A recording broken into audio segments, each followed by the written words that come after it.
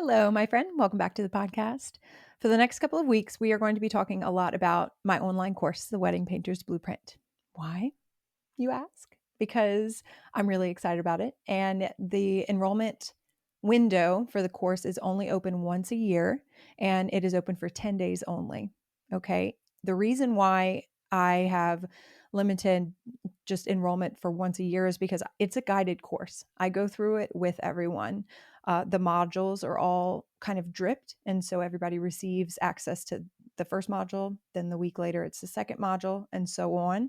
We meet every week for live Q&As. We have guest experts in different elements of different spheres of the business side, wedding side, art, painting, that kind of thing.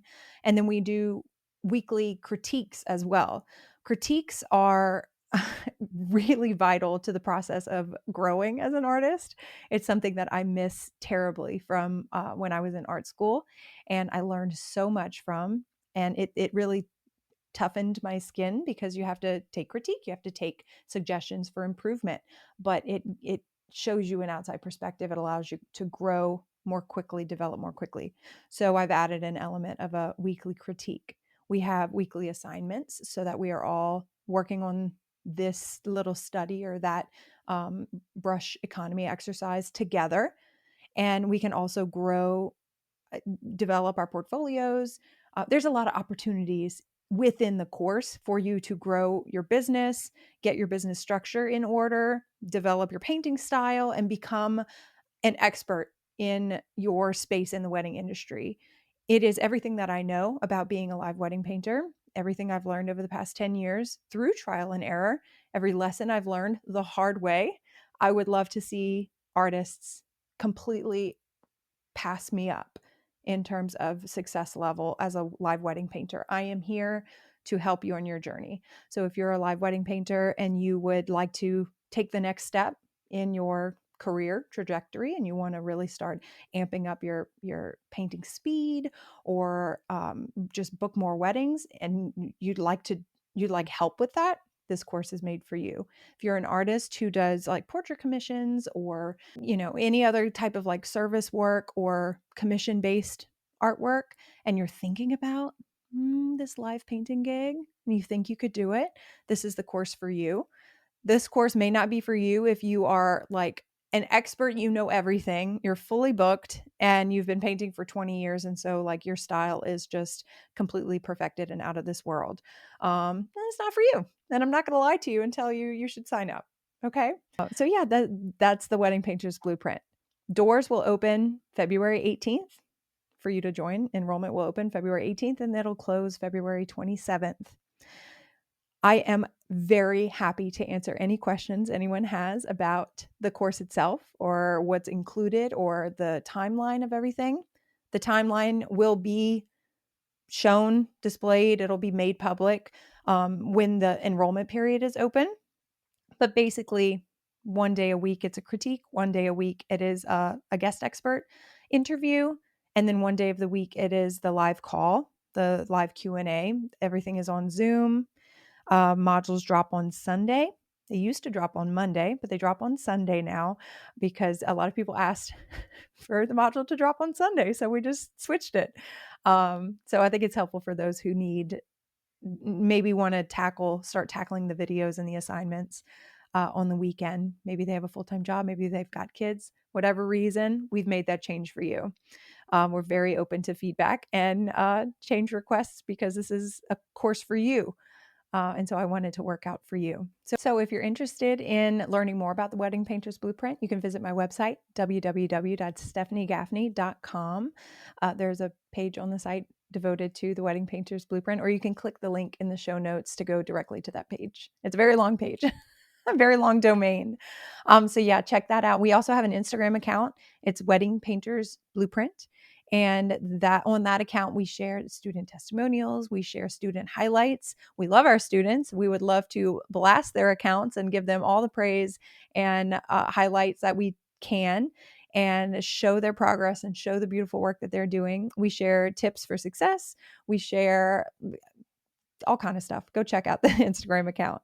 But today we are hearing from a student, like an alum from the course from last year. Her name is Ksusha Zagonenko, and she's become like such a sweet friend of mine. She actually was a student of my very first online course, Portrait Practice.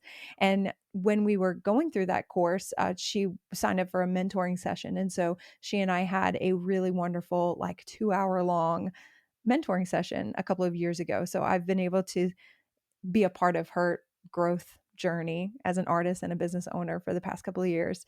And she has really wonderful stories that she's going to share in today's episode. And, she's got ideas about the Wedding Painter's Blueprint that you might find insightful.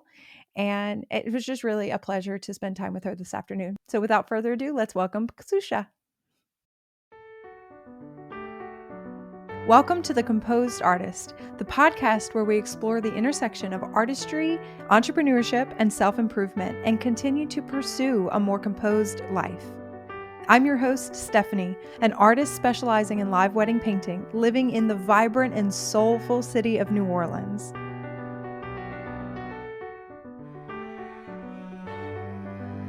Over the past decade, my job has taken me all over the world, meeting and creating art in front of thousands of people, and has allowed me to create a colorful life for myself and my family. Now, I help other artists build confidence, develop their techniques, and fall in love with the art of live wedding painting. I invite you to join us for inspiring stories of creative journeys, practical tips for running a successful art business, and honest conversations about the joys and challenges of running a studio and being a parent. This podcast is here to keep you company, keep you entertained, and is full of resources to help you on your journey to create a business that feeds your soul, makes an impact, and is insanely profitable. The Composed Artist is the podcast for the bold, creative, passionate, and genuine artist. Let's get started. Have you, since we finished going through the course when you signed up for the first time, have you gone back in to like rewatch any videos or went back to your notes or anything? I will say that after it ended, the course ended, I didn't finish, I think was like maybe the last module or some. Mm-hmm. And I was going through like this moment where like I didn't know how to kind of like follow up with clients in my emails. And so I Mm-hmm. was like, I feel like she was talking about that in her course, and I just didn't go through it. And then I like so that's it was a couple months after it finished, and so I went back into it, and then I saw the exact videos that I needed in that moment. I was like, why didn't I watch this sooner? I was like, I had to I was like, you should have just finished the whole thing, and then you would have been up to date. Now you're like in this like awkward moment. But then I used and applied that information from the last video. So I was like, okay, let me write this email correctly and like follow up with the clients and secure and book the dates. Yeah, that's so funny. I know I had Yeah. somebody else reach out, so a student reach out in a DM and ask me, "Can you? I'm traveling. I got my first travel gig. Can you like remind me what to do?" And I was like, "Yeah, girl, I'll help you Hmm. out first. Go back to the course and watch the video and download the assets that were provided. I had like printouts and checklists and Hmm. everything, and I was like, go check on that first. And if you have more questions, reach out again and I'll walk you through it like 100%. And she was like, oh my gosh, I completely forgot we went over this. So yeah, I know it's a lot. It's a Yes. lot of information on like hundreds of steps of the process of like attracting the client, booking the client. And there I did my best to give you something for like some sort of template or some sort of like Hmm. verbiage for an email or whatever. What do you remember being the most helpful from the course? Like whenever something you've either revisited a bunch of times or something, it was like a big change that you made in the business or your process that came directly from the course. Do you have something on the top of your head? I would probably say the contract. The contract, I'm always like reiterating it, like Mhm. updating it and adding new things and I was like, yeah, I should. because the way my contract is written isn't like it's kind of like where they fill out their information, and then I have like this whole like section for clauses. So the way it is, it's kind of different. It's almost like they fill it out and then they Hmm. sign it and then I sign it.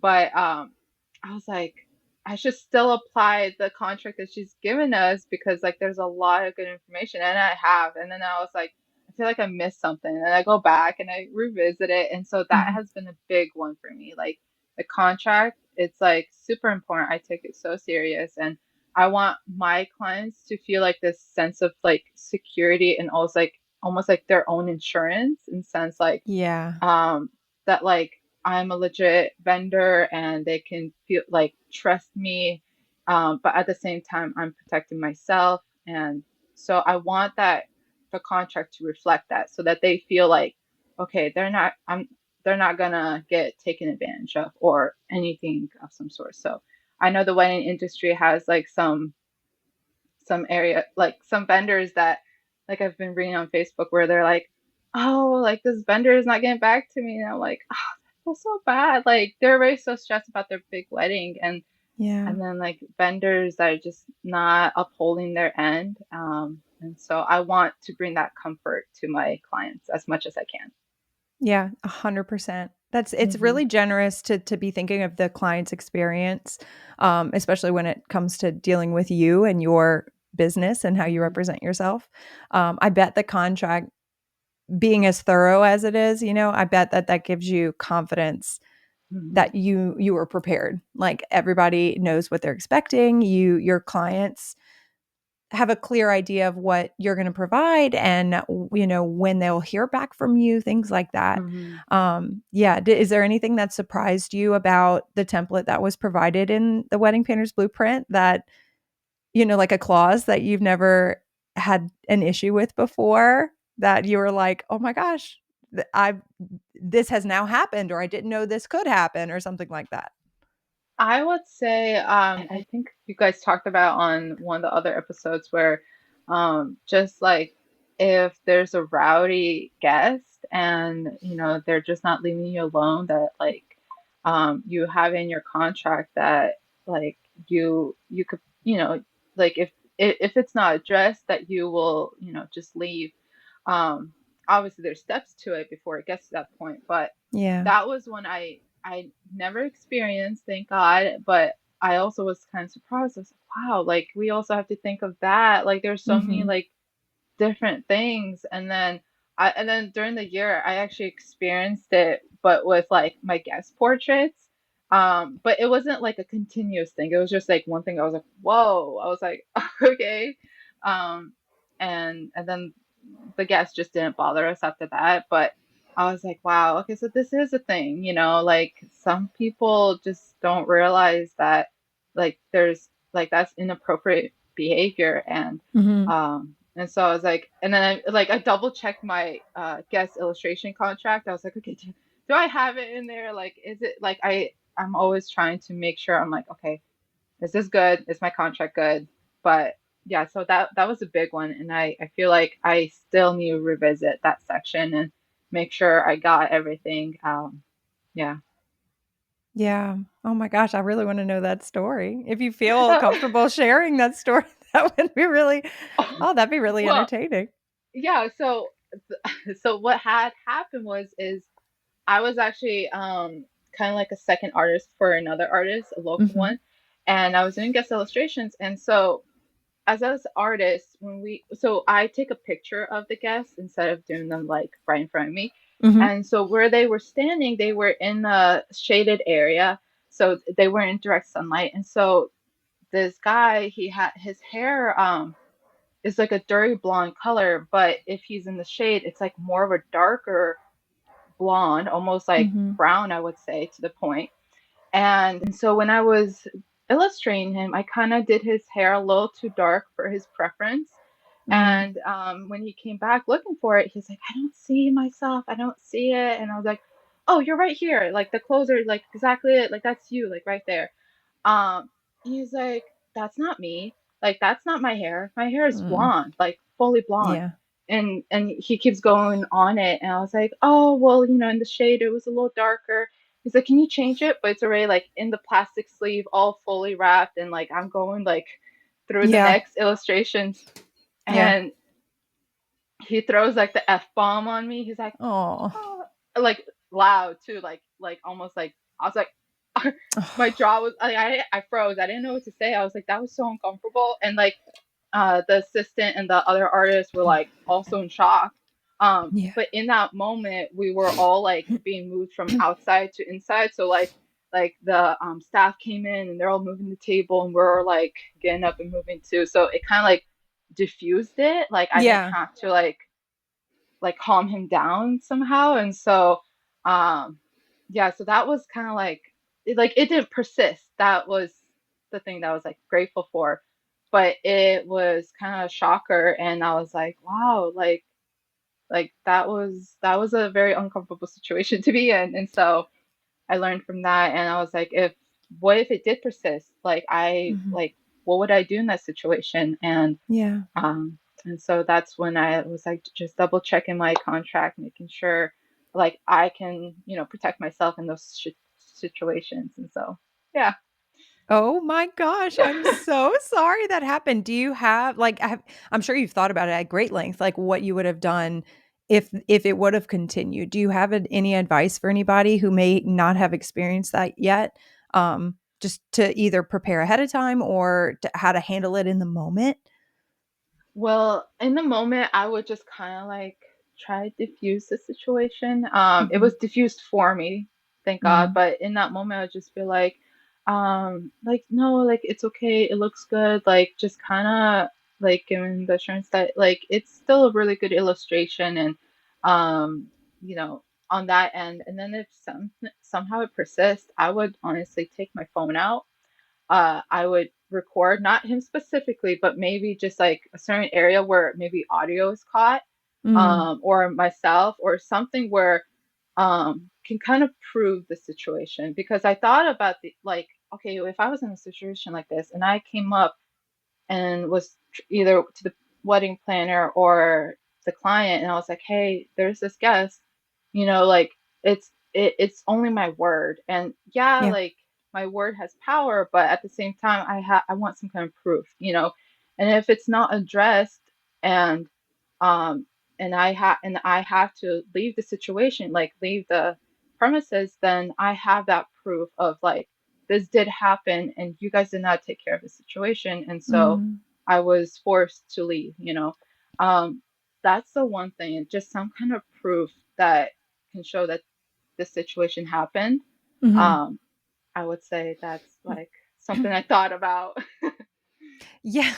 Yeah, that's something I would forget 100%. Like, in the moment, I would be completely focused on trying to diffuse the Hmm. situation and not at all, "Oh, I should record the," you see video, I don't know, I see videos of people recording drama happening on the streets or whatever, and or Hmm. altercations between it, and I'm like, "Why are you on your phone?" But in these instances, it's you have that evidence and you have that perspective of, oh my gosh. Yeah, that would be something to try to remember to think about. That's really good advice. Hey, Hmm. live wedding painters. Have you taken a minute to evaluate your business yet? Have you started to think about next year yet? As this year comes to a close, it's important for each of us to take a moment and reflect. Did you hit the goals you set for yourself? Did you set goals at the beginning of the year at all? Was there any clarity in your vision for your creative business, or have you just been hanging on for the ride? Now, imagine starting next year with a clear plan, a year where you're building a stellar portfolio and booking dream weddings, showing up with confidence, and taking bold steps toward your career goals. That's exactly what my goal setting workbook is here to help you achieve. Created for the members of my online course, The Wedding Painter's Blueprint, the goal setting workbook is more than just a place to jot down ideas. It is your roadmap to success for the year ahead. With guided evaluations, you'll identify your unique personal and professional challenges. You'll address physical and psychological elements that might be holding you back. And you will set clear, achievable goals and map out the steps to reach them so you can turn your vision into reality. This workbook is free to download and print so you can physically write down your goals. It includes tools to help you track your growth and adjust as needed, and will actually help you take vague dreams and turn them into concrete plans, and turn those plans into real success. Next year doesn't have to feel uncertain. The goal setting workbook will help you take charge of your career and step into the new year with purpose and direction. Click the link in the show notes to download your free version of my goal setting workbook and kick 2025 off with clarity. So Hmm. you were doing guest illustrations at that point, and you also Yeah. do live wedding paintings. I see them behind your head, propped up in Yes. your studio. They are so beautiful. I love your work. I Oh, really do. How long have you thank you. been working as a live wedding painter? Is this your full-time job? Yes. So this is my full-time job. I've been doing it for 4 years. I've been painting for the longest time. I think like any other artist, they've Mm, been just drawn to it at a very young age. But doing this professionally, I decided to do it was 4 years ago, and um, hearing other artists who also started around that same time, they kind of like, yeah, I had like all these bookings within 1 year. For me, it was a little different. I was kind of like, it was, I was seeing it as something that just can kind of supplement my income, and I can mm, focus on my like main custom, original or like paintings. And then this I can kind of just do on the side. But so I wasn't as like ambitious with like marketing and, all those other aspects. And so it was a lot slower. I had maybe like five in a year, like for 2 years straight. And it was very slow, but I liked it. I was like, I'm a chill gal. Like I like it slow and steady and just and I've seen other artists completely burn themselves out, and I try to kind of learn from them and not learn from myself in the sense of mhm, like learn from others. And so I try to keep that balance of like what's too much and like where can I still support myself, but then it's not like a big workload. And so I've been very like strategic and careful with that. So like I've been like feeling out like when can I raise my prices and like when should I say no for things. So only this year, after actually the course, like it picked up so much more. I was like, no, I have to kick in high gear. Like I gotta, I want to get more. Like I want to take on more. And yeah, so after the course, like, oh, it was like not only all the abundance of information from it, it was also the community that I was able to foster from it was amazing because all those lovely artists that I was in a group with, they helped me in that. They're like, hey, like I had an inquiry in Florida, like would you like I sent it your way. I was like, oh, you're so sweet, thank you.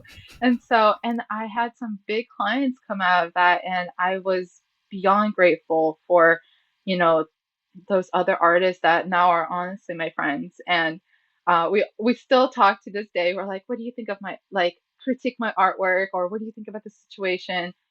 And so it's been like I've got so much more value than I ever thought I would. And so yeah, this past year, 2024 was a lot more from my previous years since I started. did you like that change, that shift in, like, busyness and having a full schedule? And because it's not just, like, the weddings that you go to, it's the communication that happens. It's all Hmm. the admin that you do during the week, and it's following up and shipping out paintings, and that all multiplies when you book Hmm. more and more weddings. How did you feel about last year compared to you just kinda cruising, you chill girl, just taking whatever came up in 2021? Yeah. Honestly, I loved it so much. Well, the like aha moment for me was I think it was during the time that I started the course, but it was also the time when I started doing guest illustrations. I did my first event for guest illustrations, and I had this like moment that happened with a guest where like during that time I only did like only how many I can do at the event. I didn't yet like start taking them back home, but like the ones that it was like I was still figuring things out. So there was this one guest, I couldn't get to her, but she was so close, and she came over. She came over multiple times, and towards the end when they were all like leaving to do like the sparkler exit, she came over again and she didn't find her illustration and she started crying and she was like Oh, walking away with her like oh my God. boyfriend or like with her partner and she was like crying and I was like I felt so bad. Like my heart was like, oh. And my husband was there with me, and he was like, well, we'll go. Like I'll go run over to her and tell her that we'll do it in the studio. And I was like, okay, okay. And he ran over, and I'm just watching from a distance. Like he's like, don't worry. Like we'll do it in studio, and the bride will send it to you. She was like, really? Like I really wanted one. This is so great. Like thank you so much. Like just like the excitement in her face, the emotion that like that whole situation like created, like was affected me super deeply. Like I was like, someone wanted my work to that extent that it made them so emotional. And I was like, I was so honored. And I was like these little illustrations, they're small and I can do them quickly, but for some, like when they receive it, it's like this big moment for them. It's such a Mhm. like on like a precious thing to them. And when I've like experienced that, I was like, wow, like the privilege that I am able to make people feel a certain way and they like I don't know, they I have no words. Like it's just like they really have like this gratitude towards it Mhm. and every time someone inquiries that, oh, I love your work is beautiful, this is why I chose you, I'm always like, I don't want to scare them off by saying, "Oh my gosh, thank you." Like, but I'm truly like behind the like keyboard. Like I'm like getting emotional. I'm like, "Oh, thank you so much. Like the fact that you love my work and I appreciate it so much, you know." And so as I started, booking for 2024, and people were just telling me yeah, like we loved your work the moment we saw it. Like a lot of people are saying you're like the best out there, which I know there's other talented artists, but It's good to they're hear. It's they're always like, good to hear. yes, it was amazing to hear, and the fact that they're like, yeah, we wanted to book you, and just all those responses, all those reactions, like I wouldn't have felt that like just nonchalantly doing this, you know? Like Yeah. I felt it because I put my heart into it and people felt it and people like it was like this like give and take. Like I don't know, it was Mhm. uh, like I always go back to that moment and since then have had other moments where like the couple are just so grateful for the painting that they received that and then like the guests are super like in awe of like the little illustration that they receive. And so, um, yeah, those were so I would say I feel so fulfilled being able to do the amount of work that I am able to do, like that I was able to do last year. So I'm just ready to take on more. I'm like, okay, let's do this. Like, let's make more people happy Yeah. and just fill them with joy and like create this piece that they can look back on and just remember their like special day. I think it's an honor. It's true honor. It is. I love it. No, that's you've been bitten by the bug. You've got it. Hmm. Like it's almost an addiction. The validation of delighting people. Hmm. It's why I love service-based artwork and creative work. I love it so much that being able to connect with the client or the guest, the recipient of your work in a way it's uplifting. You see the smile on their face. They're verbally shouting your praises and in tears because they love their little portrait so much. Yeah. It is the high that we are searching for 100%. That's why I know that's why it's hard to turn down jobs. That I want to book everyone that comes Yeah. in. So that makes perfect sense that shift happened at that time. What a beautiful story. I'm sure everyone listening who is a live painter or it does run some sort of creative business can relate to that Hmm. experience. if we could pay our bills with joy, the joy that we Yes. receive, then money would be obsolete. Like, I don't need to get paid. This is not, I don't do it for the money. It is the experience of doing the work, showing, like, the act of creating the work is also fun Hmm. and fulfilling. But oh man, seeing the joy on their face after receiving something, or watching it Hmm. come to life that you've done, and they're just so grateful. Yeah. Oh yeah, you hit the nail on the head with that one. Yeah. I'm And so happy. I feel like that moment was also like a shift from like when I first started, like everyone has that imposter syndrome, like, Yeah. am I like, am I like, am I doing this wrong? Or like, I'm not supposed to be here kind of thing. Yeah. And I think that was what it was in the beginning years. And then when that moment happened, it was like, no, like I was meant to be here. Like this is for me. And like, it's kind of like, it was my calling and I'm able to use that talent and serve others. And so I don't know I'm always filled with so much gratitude when I think about like the opportunities that have come from it. Yeah. And so yeah, it makes me so happy. What a beautiful story. Thank you for sharing that with us. You may have heard me talk about my little side business, my little fine art print shop. I create an original painting, I take a photo of it, and I print it, and I print it again and again and again. I make hundreds of dollars, thousands of dollars a year on prints. It's so easy. And I learned everything I know about creating my own prints and printing them in house from Laurie Ann Gonzalez and her Art to Print course. I highly recommend, if you are an artist and you want to make easy money from your original works and even the commission works, you can resell those as prints. I recommend you check out Art to Print. Laurie Ann has a very direct way of teaching, and you are really going to appreciate her no fluff method of giving you information and telling you exactly what you need to do to make making fine art prints in your own studio a breeze. You can check her out online at learn.laurieannart.com. That's learn at LAURIEANNEART.com, or just click the link in the show notes for my affiliate link. Check her out and thank me later. So you did this painting, this little illustration for this guest in your Mhm. studio. Did Mhm. that kick off commissions and like other things that you could do either after the wedding, or for clients who are not, it's not a wedding client, it's just a studio commission? Do you do a lot of those, or is it mainly the live stuff? I do them, but Mm-hmm. I feel like uh, I don't advertise them. So Mm. I kind of like it did kick off the guest illustrations. I would say a a lot of my bookings came from the guest illustrations, and so when I Mm-hmm. started advertising those, like people were like, oh, "We want them," and they were Mm-hmm. like all over them. And so, um, but the guest illustration, well, honestly, before I started the like the wedding industry, like going into that, I started with doing pet portraits live at like fairs Mm-hmm.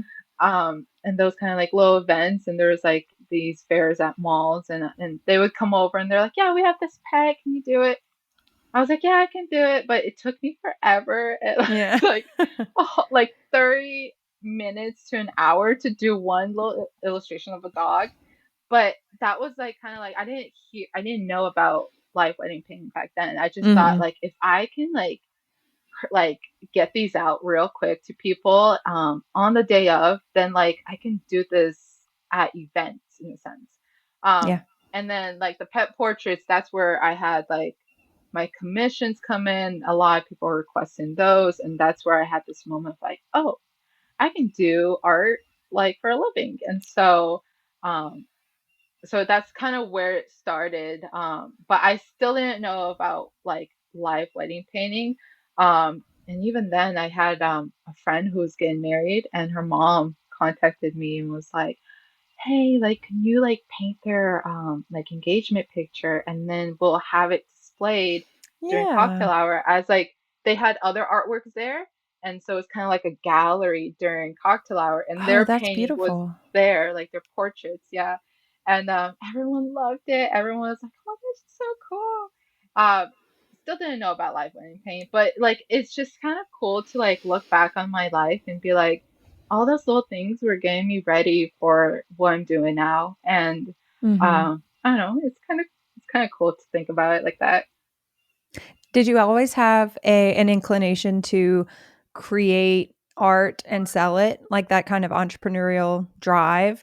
Or did you have an past experience like me where I was just like, I'll just get a job doing whatever. I worked at restaurants and t-shirt shops and whatever. It wasn't until I was like 23, which at the time, I wasn't like 16. It felt a little older back then, but now I'm like, Mhm. "Oh my god, I was a baby." Did you always do this kind of like creative entrepreneurial work, or do you have other work experience? Oh my gosh. I always had this craving for starting a business. It was so weird. I always tell people that like that like doing art and like having my own business was my only reality. Like Oh I my god, couldn't that's beautiful. see, yeah, I couldn't see myself doing anything else. Like I was meant to do this. Like and I was gonna make it happen either way, you know. And I had this Mm, mentor once.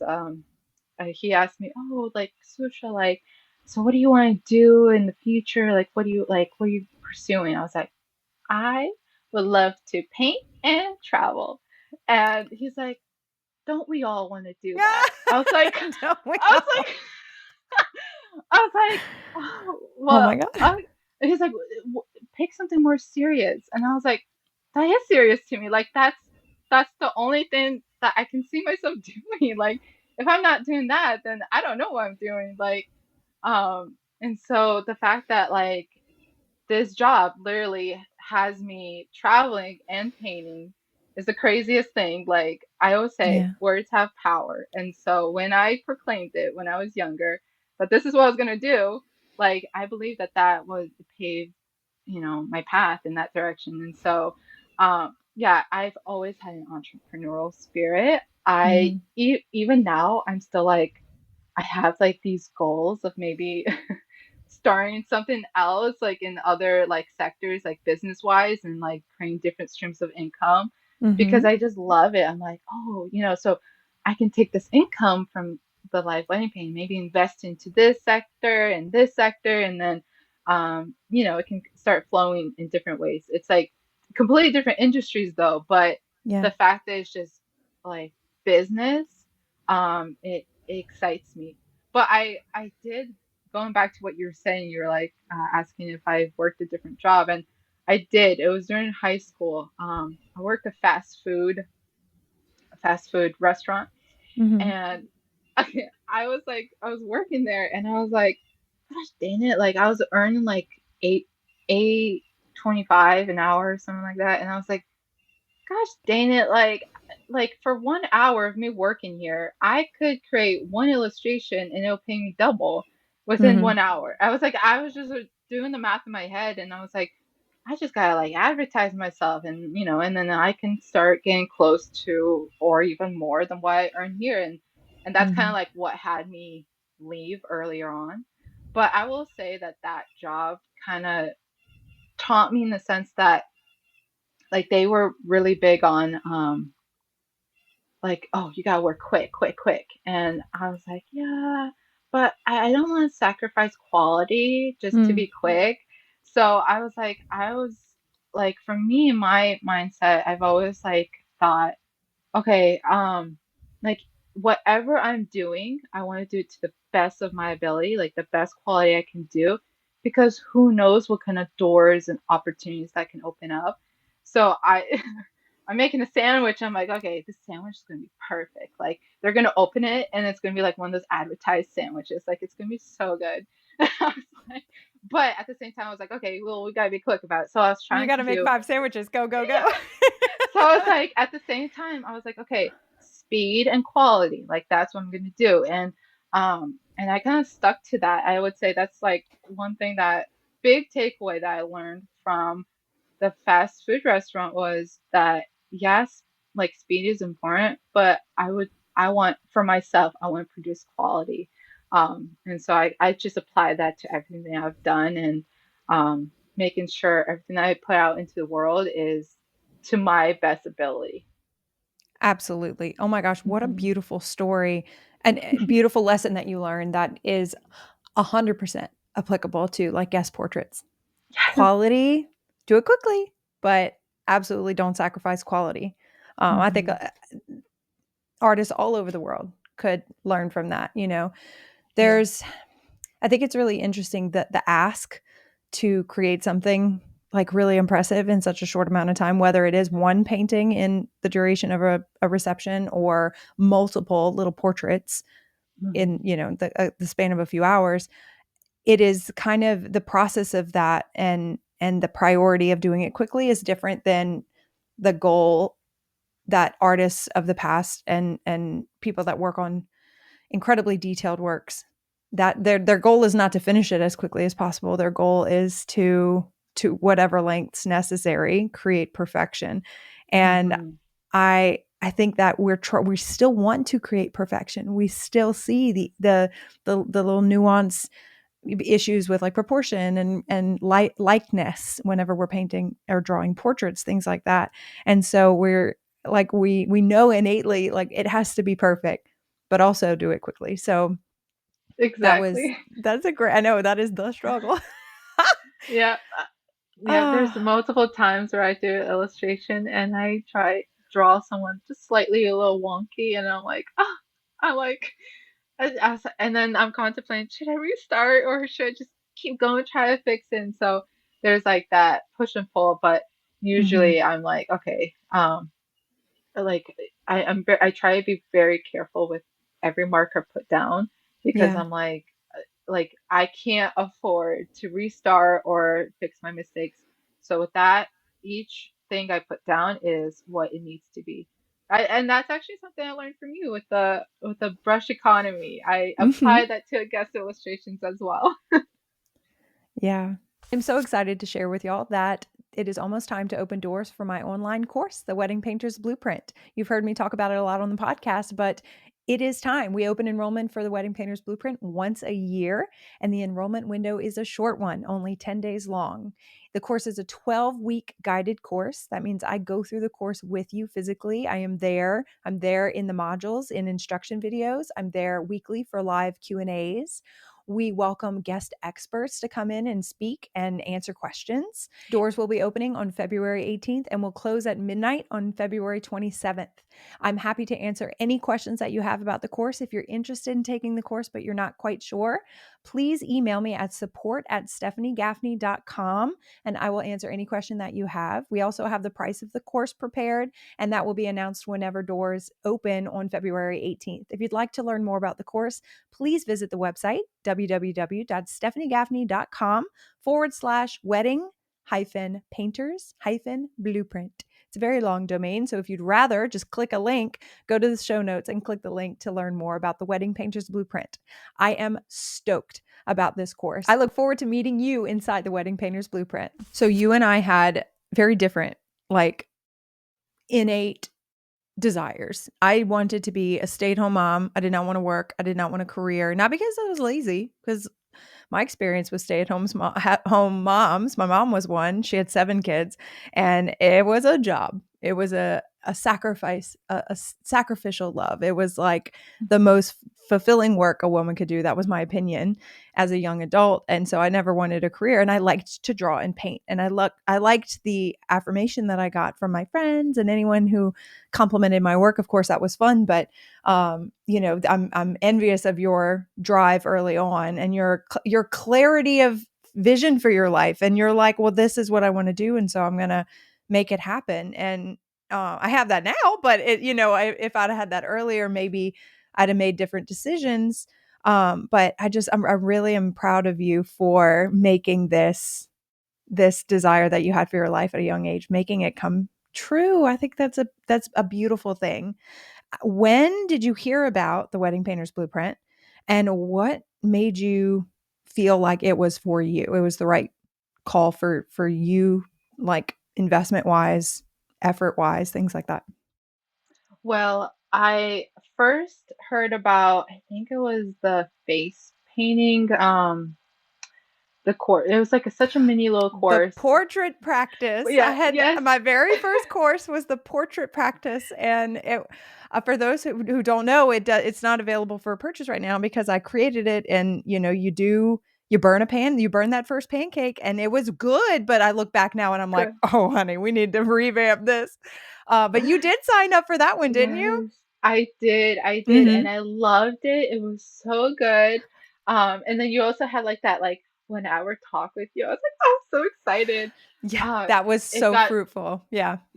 I got so much amazing feedback from that. I've tweaked a lot of things in my business from that as well.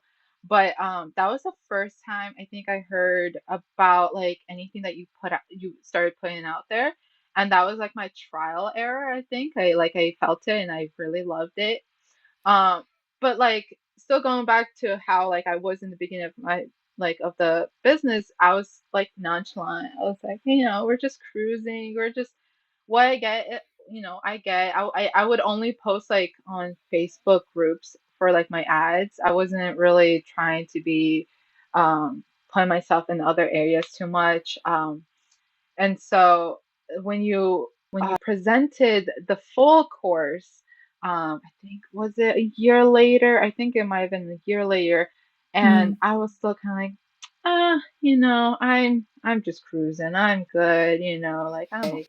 But I was intrigued. I was deeply intrigued. I was like contemplating like, oh, like I would like to learn more, but like I was like, I want to focus more on my original work, and so I didn't sign up the first year. Right. And then I was like, gosh dang it, I was like, shut up. I was like, ah, man.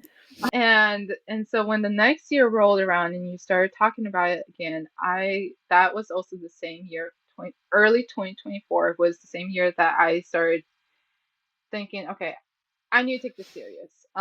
Because what had happened was because I was so nonchalant about everything, I business was slow, Yeah. and That'll and happen. I learned the hard way, and so I kind of took on another job, a, a childcare job, and my heart goes Mm. out to everyone who is in the workforce because that was extremely hard for me. They paid super low for so much of my time taken away, and I couldn't last a week. I will admit, like my mental health just plummeted, and I was so depressed, and I just quit within a week. And that was like kind of like a big thing to me as well. Like, hey, like you have something going for you. Make that make that happen. Make it where you don't have to like go and work for someone else. Like you have something already. So work on it. And like Mm-hmm. with so much time that was given to that job, I was like, that time I could be investing back into my business. And so that was like the February of 2024. And your course was opening up in March. And so I was like, okay, I'm gonna just take it. I'm gonna dive into it and take this very seriously. And so, yeah, when it opened up, I was like, yeah, I'm on board. We're doing this. And I didn't realize what do they call it? ROI or something, Mm-hmm. where like return on investment, or ROI. Yeah. And so like when I like what I put into it, I got like so much more in return. Like Mm-hmm. I didn't think that like how much value community would bring me. I didn't realize how much like how dense the information was. Even though you were like, yeah, this is really dense. I was like I wonder what exactly could it like what's so like what's the meat of it all. And so when I took it, I was like, oh wow, there's a lot. Like I was like, Oh, I this couldn't is what you even like, meant. yeah, that's what she meant. Like I was like, my gosh, like there's a lot to go through. And I was like, there's a lot that I need to adjust and tweak again in my business. I was Mm. like, every time I, like have some kind of what is it, like almost like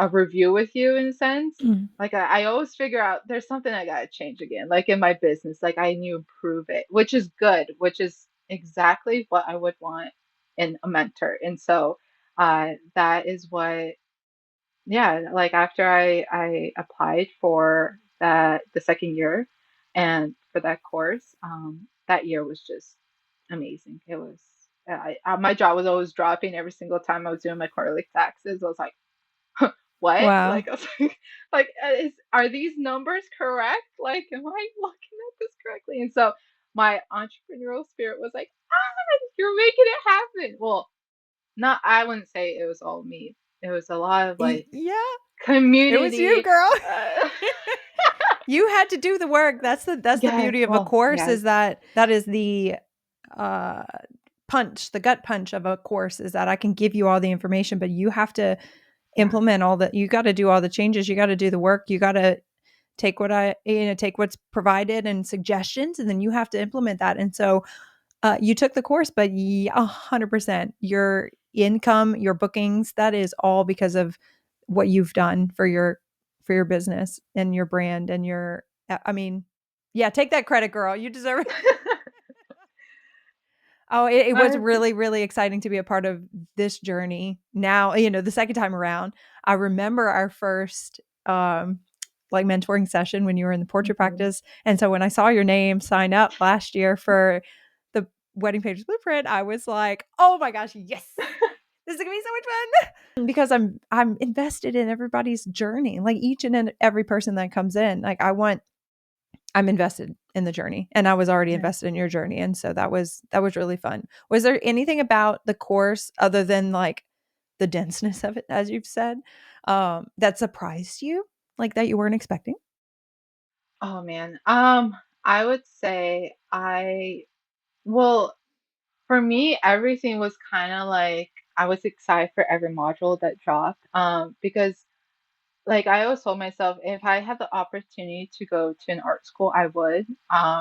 And like obviously that wasn't the case for me, and I'm totally fine with that. But the fact that that in itself was like an art, like like I was going to art school, like it was like it felt like a similar experience in the sense that oh, like the critiques were just so good. Like even if my artwork wasn't the one being critiqued, I learned so much, like hearing like Mhm. different point of views, what people like, uh, what stood out to them, what they thought could like help the artist improve. And so I would always just be on those every call that we had. Like I was like, even if I wasn't like showing my face, I was like just listening in on it, like podcast. And so I was just trying to like, and even then, like I'm not really good with multitasking. So like I'm like doing something, but I'm like listening, and then I'm like doing something, and then I'm like listening. And so like all of that, I would say was just I for me it was a lot to get from the calls. Like the calls were just gold. Because you also had different guests come on and they had their own expertise. Mhm. And I think the podcast is like in a sense similar to that. And I've learned a lot from this podcast too. So I was able to get like a lot of moments where I'm like, oh my gosh, that's so good. Like that's such good information from like other artists that like I aspire and like I see their work and I love what they do. And so something they said and I was like, oh, that's so good. And then I applied that. I took it to my own work and like a recent live wedding painting and I was in shock. I was like, this turned out so good. I was like, oh, what was it? That like value is Ah, such an important thing. And if you can get that down, then like the color, it's okay if like the color's off, but if you get the value right, then the forms start shaping. I did that, and for as I'm doing it, like I'm really close to canvas. I'm like, this is weird. This is like, what am I doing? Like, I was like stressing out. I was like, oh, this is not like, this is not it.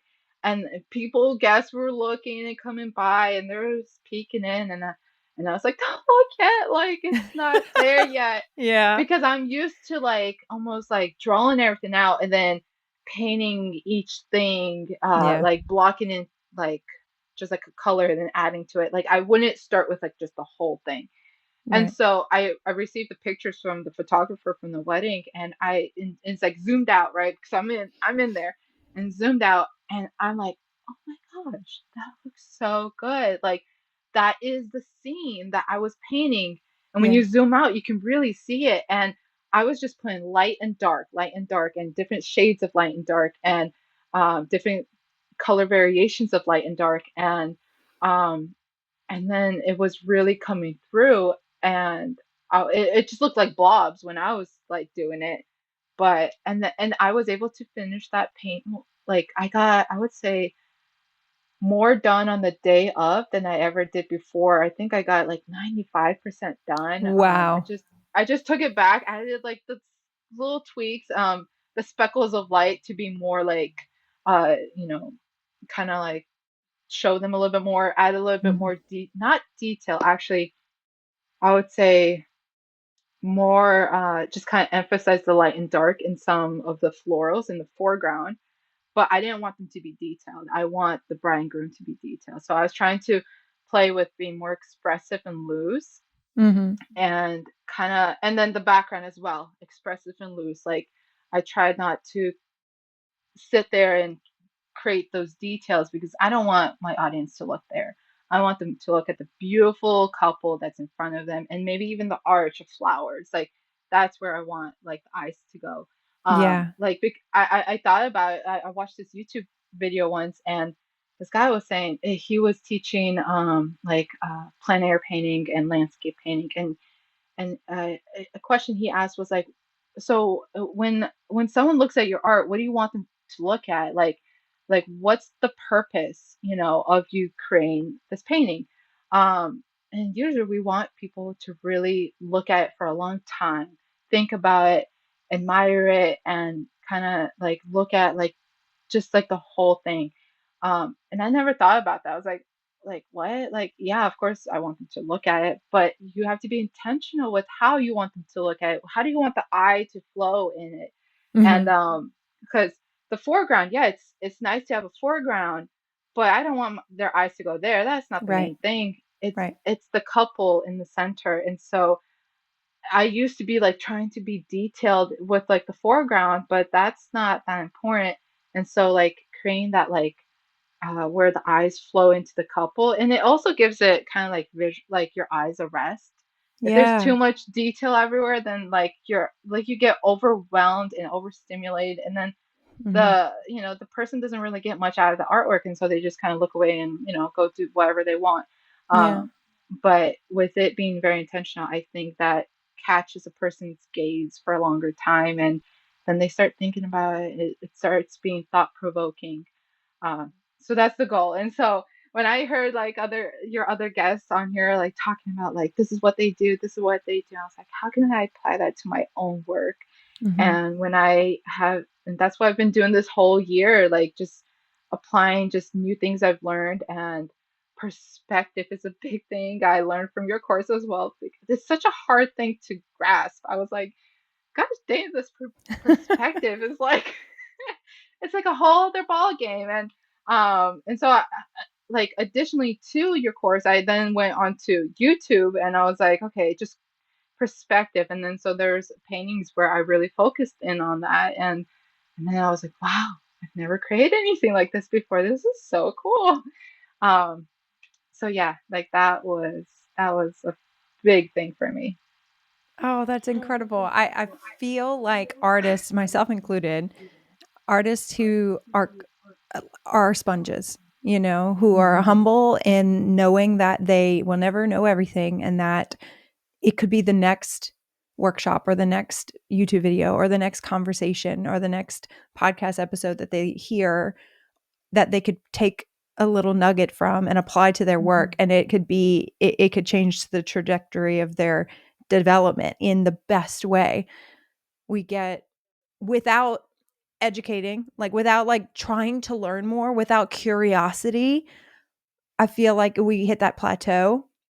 Hmm. And we just can't, we're just kind of creating, it's different every time, you know, but you feel a little kind of stuck or bored or like I'm over this. I'm over like the straight lines or the colors, or I feel like all of my paintings are looking the same and it's kind of not really interest, you know, I know I've got more in me. I know, and so the artists that take the little nuggets and apply that and actually do put them into practice and are excited by it and then pursue more and try new things, those are the artists that develop the quickest.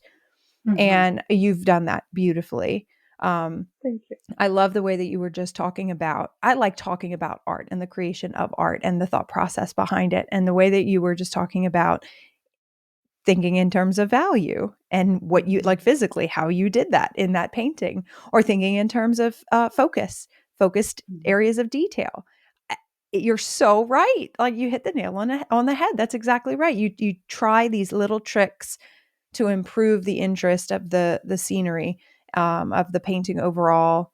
You get to the point you're like, the most important part of the painting is the bride and the groom, and so that's where I want the focus to be. And so how can I still Hmm. make the scene interesting while keeping that main focus? It's just a really expert way of thinking about the creation of art, the creation of your work. And so very, very well said. I'm excited. I'm happy. I'm honored to have been played a Yes. little part of your artistic development, and I'm just so proud of you. And your work is beautiful. Your Oh, guest portrait, oh yeah, yes, it is very beautiful, and your guest portraits are adorable as well.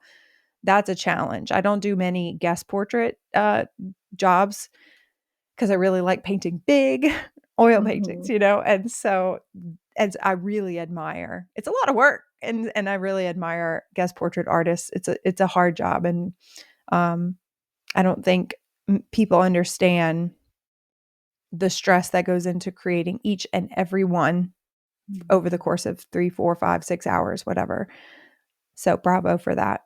Yeah, yeah. I didn't realize how straining that was on my body, the Mm, guest illustrations. Like the the big canvas things, yes, like you're standing for a long time and you do get worn out and you forget to eat and drink, and your legs start hurting. But with guest illustrations, like maybe I might need like a little easel, table easel, but like I'm kind of arched over just a little bit, and mm. my hand I was like started to do like strength exercises for my hand because I was like, my gosh, like I gotta take care of it. Like this is my money maker. Like I Yeah. have to like be careful. Like if anything were to happen, like that's not good. And so because like I'm also like so stressed on every single little illustration I make, like my hand starts clenching up, and I'm like, okay, it gotta be perfect. And so, that I think that's one thing I realized that like, oh yeah, I guess illustrations are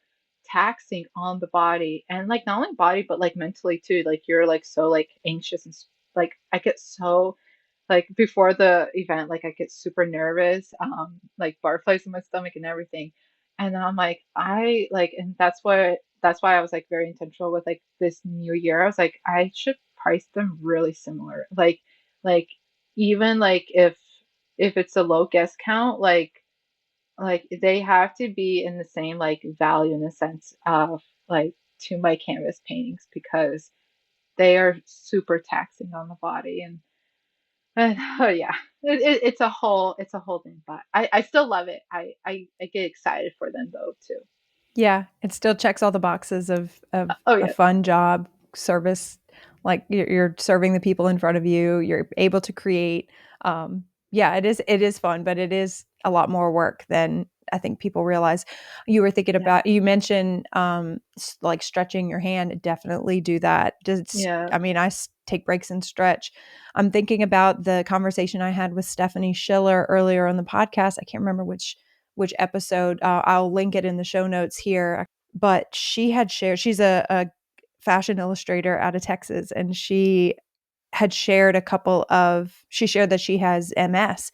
And so she really has to be conscious of her physical health and the toll that doing these illustrations for so long takes. She in the episode, I encourage you to listen again to that episode. She Hmm. mentioned, she like demonstrates a couple ways that she stretches her hand and her arm and her forearm Hmm. and things like that. And I just remember that, and that was just really good advice. Um yeah, 100%. And there's something about the creation. Um, I think there's a cycle of emotions that go off that happen whenever you're creating a painting. There's an element of like nerves and fear when you're looking at a blank canvas. Like I'm talking about just one single painting throughout the night. And then there's like the preparatory work, the sketching, the proportions, getting the framework in, and then the hour to 2 hours of just ugly, right? There's the layers that are happening. You're building the three-dimensional shape, and then you do the portrait, and so you have to get the likeness, and so there's a lot of pressure there. And then finishing the painting, you start kind of catching that upwind where you're like, oh wait, this is feeling less stressful. This is you're seeing the light at the end of the tunnel. And then when the painting is done, or when the couple, you've received the affirmation of guests and the couple that they love the painting and they love how it's coming out, or whatever, there's like this high, like you finished a race and you just feel like, oh my gosh, I could do it all over again. Mhm. And that happens all in the course of a night when you're painting one painting. But when you're doing guest portraits, you experience that cycle for every single one that you Yeah. do. And it's Mhm. within 10-ish minutes, 10-15 minutes, but it's exhausting. It Mhm. is exhausting. And so that's an interesting thing that I like to remind people. It's like the creation of each and every one of these. We really do pour our heart and soul, because if we were to do it fast and not worry so much about the quality, the proportions would be off, the likeness would be off. It wouldn't. You would miss the mark, and you can't do that. You Yep. can't do that multiple times. You honestly, I don't think as an authentic artist would feel good about that, but also it Mhm. would show in the portfolio, and you can't really do that. You have to pursue excellence every time. So, I yeah, agree. man, it's a tough job. Tough job. Are you still using cheap art supplies? Look, you don't have to tell me, but if you want to level up, you have to use better supplies. Come on, let's invest a little. I've been using Rosemary and Company for my paintbrushes for the past 5 years or so, and I have never thrown away one of these brushes. The quality is unmatched, and they're like reasonably priced. I hate to say it, but they're the best. So I love a long handled paintbrush. Okay. I love a hog hair or an ivory, which is kind of a mixed bristle hair. And Rosemary and Company, they have like so many options. So I would check them out. The website is www.rosemaryandco.com. That's Rosemary spelled Rosemary and co.com. Or you can just click the link in my show notes and it'll take you directly to my personal wish list. It's all the brushes that I use and recommend. So check them out and thank me later. So, what advice would you, now that you've gone through the course and now that you have gained so much momentum in your business and you're really showing curiosity and like the complexities of the creating the work, and also like revisiting improving your processes like in your business and client experience, like you're in it, you're not chilling anymore, you're like full-fledged entrepreneur running a business. What Mhm. advice might you give to artists who are chilling, or maybe not trying, like they really are trying but they're not really gaining momentum in their booking, and um, maybe the painting development, things like that. Maybe they're thinking about joining the Wedding Painters Blueprint. Do you Mhm. have any advice that you would share at this stage? Yeah, I would say, well, because I can relate to that in the sense of like I was also kind of just, going with the flow. Mm, Um, and looking at that like older me and then where I am now, the biggest difference would be community. Community, like in the sense that um like I was just doing it on my own. I knew there's other wedding painters and I would like look at what they would do, as in like how the service is structured and things like that. But mm, I wasn't very active. I didn't really try to reach out much. I was just doing it just to see how it would go. Um, and so I would say the biggest thing when just starting out is to reach out to the community. And whether that be through like the Facebook groups that we have, there's so much advice, so much good information that's given there. Whether that's the wedding blueprint, like mm, that is also like super super good knowledge in the information, but also like the community that we built there. And then just reaching out to other artists and talking and trying to give value. as well. Like Yeah. whenever you're reaching out, like don't just ask and expect, to always give. Like I want more and more, but give in return. Yeah. Um, and create that community, create that like support system because that truly does lift everyone up. And you said it best, and I think that is the mindset that you uh try to engrave into every one of your students that like, hey, we're a community. Like, yeah, like in a way we're competition, but like it's healthy competition. We're all Yeah. trying to be better, like than where we started. And I would say that was something that just made me grow so much more from when I just first started. So yeah, I would say just try to get yourself involved into the community of live wedding painters. I would say that's number one. Oh, that's awesome. Really good advice. There's such a value in community, Hmm. everybody. And this is a really generous community. Yes. We're very welcoming. We're very generous. We're not very critical. We've got like the oddball person that talks smack about everybody, but what group doesn't?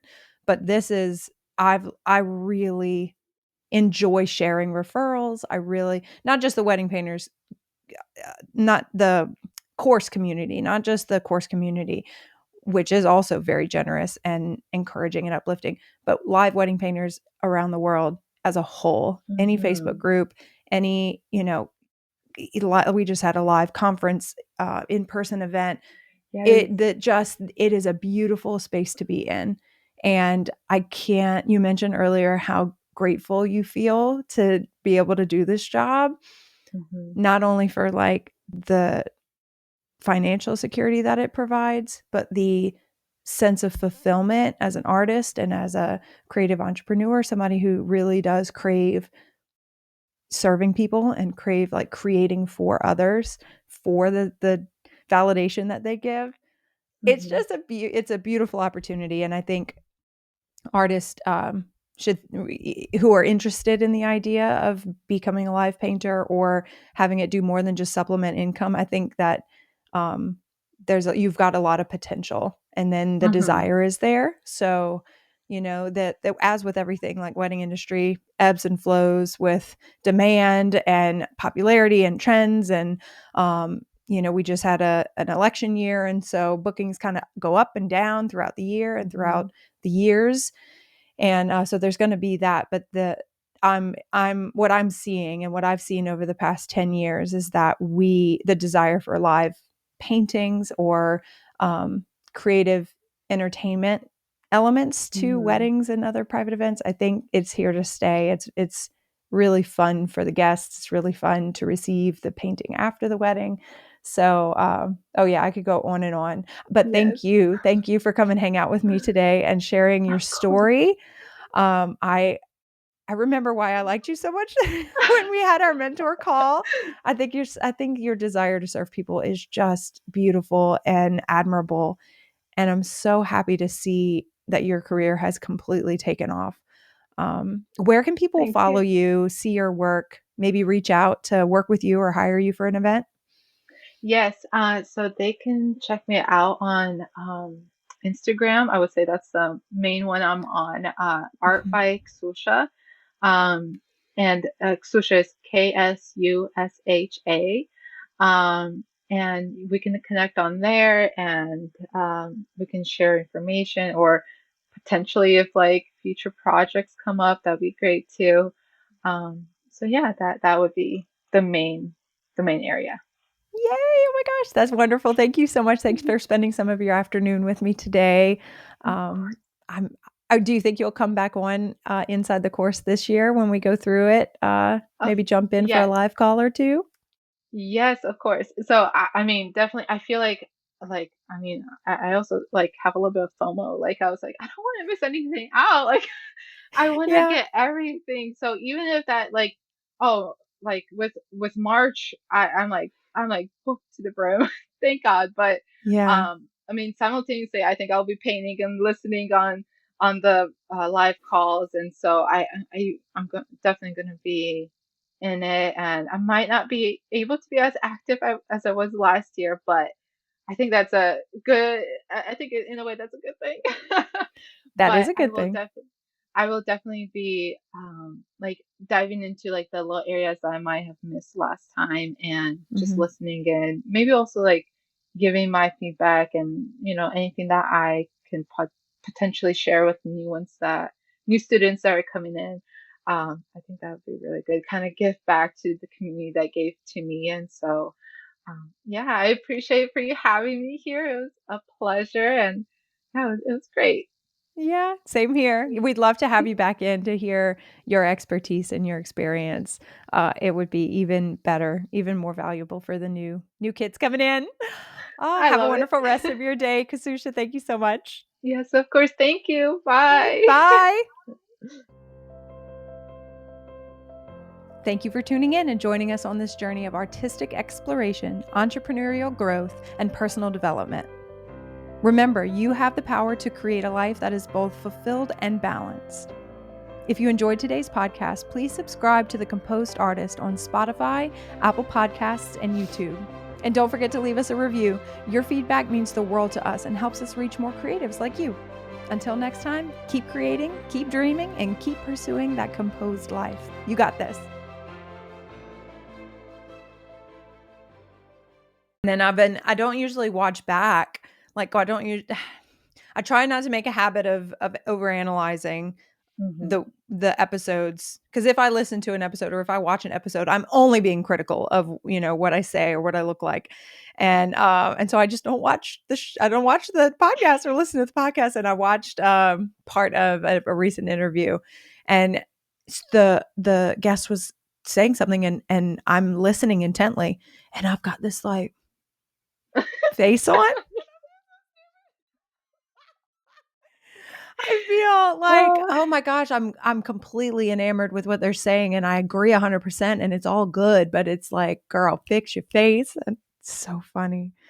Go I ahead. love watching the YouTube videos, and so when Yeah. when I when I see you listening intently, I'm listening intently. I'm like, okay, Oh, where is good. Okay. I was like, oh, okay, this is good stuff. Let's This listen. is good stuff. Stephanie is completely zoned in. I should be paying Yeah. attention. Oh my gosh, that's hilarious. Okay, I feel less bad about it.